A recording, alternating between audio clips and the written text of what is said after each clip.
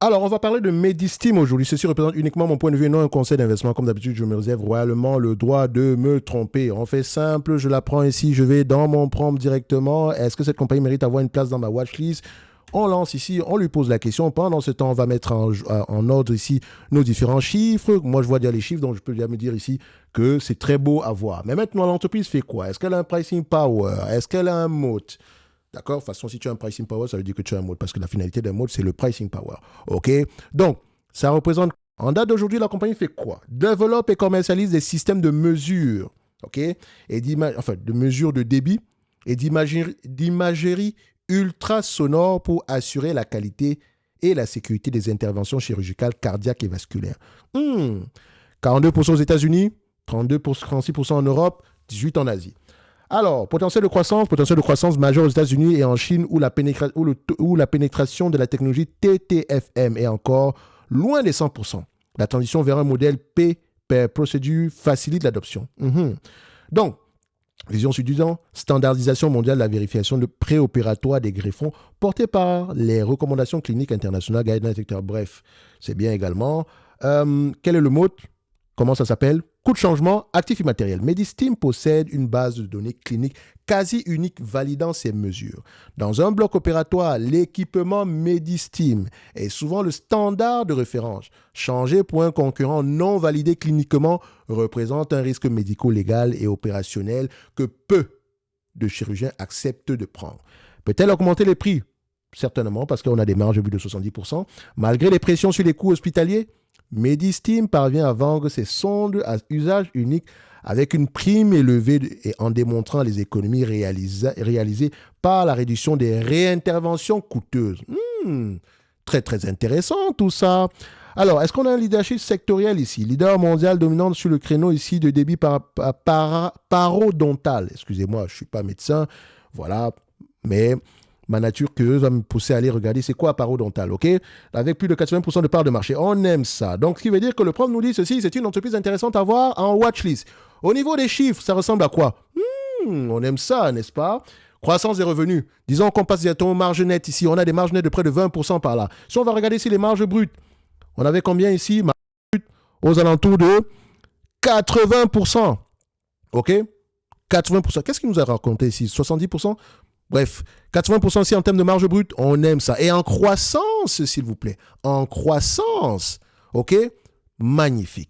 Ensuite, qu'est-ce qu'on regarde ici? Nombre d'actions. Est-ce que ça augmente ou ça diminue?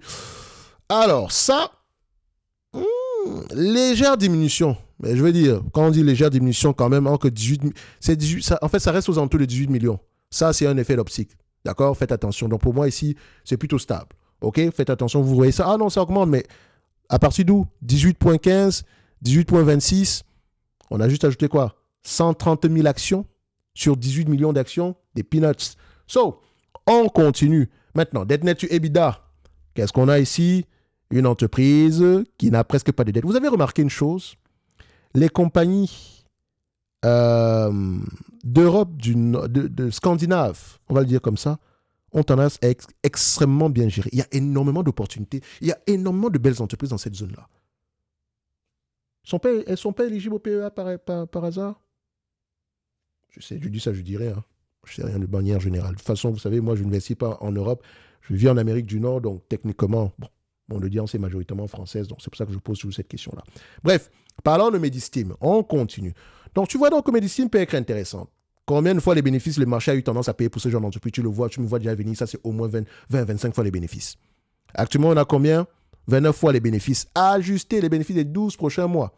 Donc, on anticipe déjà. Donc, moi, je prendrais 25 fois les bénéfices.